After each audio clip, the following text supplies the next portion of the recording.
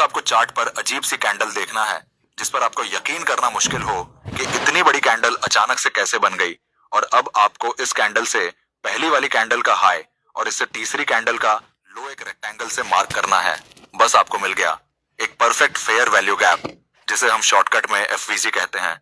लेकिन आपको शायद एफवीजी के बारे ये बताया जाता है कि जब प्राइस वापस इस एफवीजी में आता है बस आपको ट्रेड में एंटर हो जाना है, लेकिन आपको इसके पीछे का लॉजिक नहीं बताया जाता। तो इसीलिए आज के इस वीडियो आप जानेंगे कौन सा एफवीजी ट्रेड करना है और कौन सा नहीं, क्योंकि हर बड़ी कैंडल एफवीजी नहीं होती। आपको चार्ट पर हाई क्वालिटी एफवीजी कैसे बनाना है और सबसे जरूरी एफवीजी को ट्रेड कैसे करना है। एफवीजी ट्रेड करते टाइम किन बातों का ध्यान रखना जरूरी है, वरना आप बड़ा लॉस ले सकते हैं। तो वीडियो को जरा सा भी मिस मत करना। बेसिक से शुरू करते हैं। जैसा कि आप में से ज्यादातर ट्रेडर्स को पता होगा कि बुलिश फेयर वैल्यू गैप में इन तीन कैंडल के ऑर्डर में पहली कैंडल की ऊपर वाली विक या उस कैंडल का हाई और तीसरी कैंडल के नीचे वाली विक या उस कैंडल का लो, इन दोनों को के बीच में जो दूसरी कैंडल में जगह बनती है उसे हम फेयर वैल्यू गैप कहते हैं।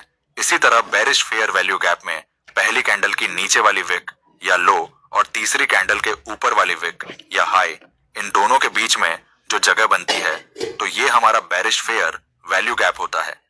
एक बात आपको जरूर याद रखना है, बुलिश एफवीजी हो या फिर बेरिश एफवीजी, इन दोनों ही कैंडल के पहले वाली और तीसरी कैंडल का कलर कैसा भी हो सकता है और इनकी शेप कैसी भी हो सकती है। अब आपके मन में सवाल आता होगा कि प्राइस एक्शन के मामले में फेयर वैल्यू गैप हमें क्या दिखाता है। बुलिश एफवीजी हमें दिखाता है कि बाय साइड इंबैलेंस क्रिएट हुआ है।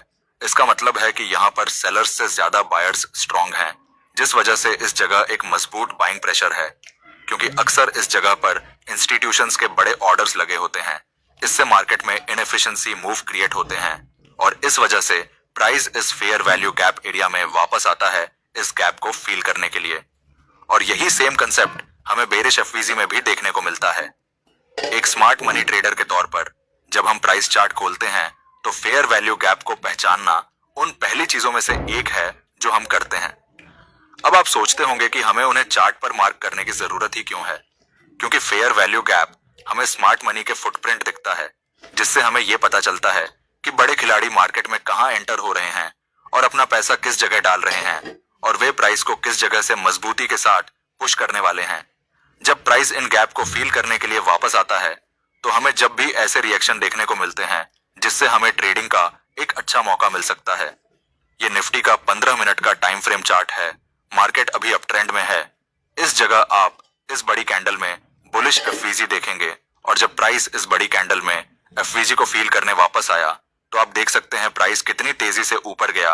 इस जगह भी आपको एक एफवीजी कैंडल दिख रही, प्राइस यहां भी एफवीजी को फील करके ऊपर निकल गया है।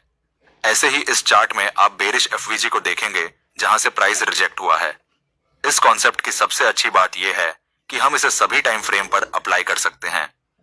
अब चलते हैं सबसे इंपॉर्टेंट टॉपिक पर कि हमें हाई एक्यूरेट ट्रेड करने के लिए कौन सा फेयर वैल्यू गैप चूज करना चाहिए।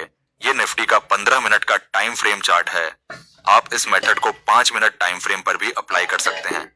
मार्केट काफी देर इस जगह टाइम बिताने के बाद दो हाई वॉल्यूम ग्रीन कैंडल से इस रेंज का ब्रेकआउट करता है। अब हम इन दोनों ही कैंडल में फेयर वैल्यू गैप को एक रेक्टेंगल से ड्रा करेंगे। अब आपके मन में सवाल आता होगा कि इन दोनों फेयर वैल्यू गैप में से कौन से फेयर वैल्यू गैप को ट्रेड करना है और इनमें से कौन सा एफवीजी एक्यूरेट हो सकता है। चलिए स्मार्ट मनी ट्रेडर के माइंड से समझते हैं। अगर आप इन दोनों एफवीजी को ध्यान से देखोगे तो ये पहला वाला एफवीजी दूसरे एफवीजी से बड़ा है। अब आप बताओ कि इंस्टीट्यूशंस का ज्यादा पैसा या ज्यादा ऑर्डर कौन से फेयर वैल्यू गैप में पड़े होंगे। बिल्कुल सही, पहले या इस बड़े वाले में। तो जाहिर सी बात है हम इस बड़े वाले फेयर वैल्यू गैप को ट्रेड कर सकते हैं, क्योंकि इस छोटे वाले के मुकाबले ज्यादा पेंडिंग ऑर्डर इस बड़े वाले एफवीजी में पड़े होंगे